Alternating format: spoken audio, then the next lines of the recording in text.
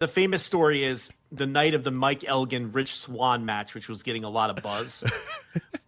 I forgot it was that match.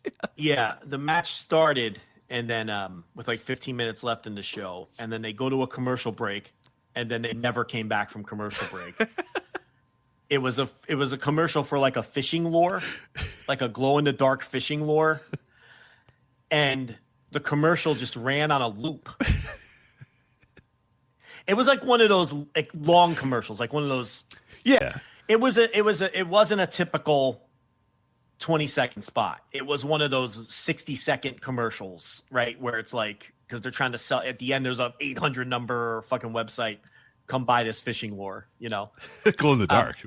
I remember the image. I think you shared it on a Patreon, and it's a guy in a boat, and Twitter. It's dark. Or on Twitter, yeah. It's probably still there. Honestly. It might still be. So, yeah, it's this guy, and he's a total fisher looking dude. Yeah, he's a fisherman, and it's dark, and he's got a glow in the dark lure. It's glowing. So that commercial, and then the commercial ran again, and then the commercial ran again. And I'm like, all right, wait a minute, something's amiss. Yeah. Sometimes is Rich Swann and Michael Elgin? But I'm sure any minute now. Sometimes a commercial will run back to back. Yeah, like a little glitch in the Matrix or whatever. But it ran like now we're on like 10 times in a row. I'm like the wrestling's not coming back. I don't think Michael Elgin and Rich Swann are coming back.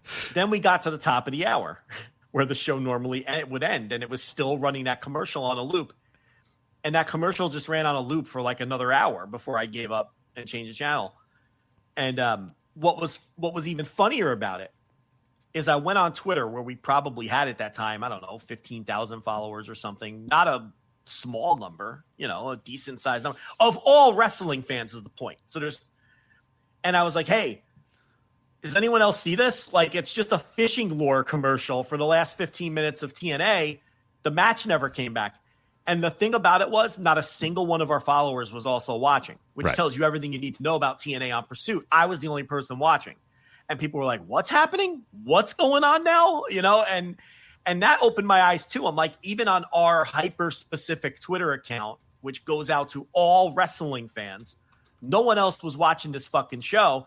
And it was the most hyped match that they had in like a year, where the reports were it was like a 4-star match and everything.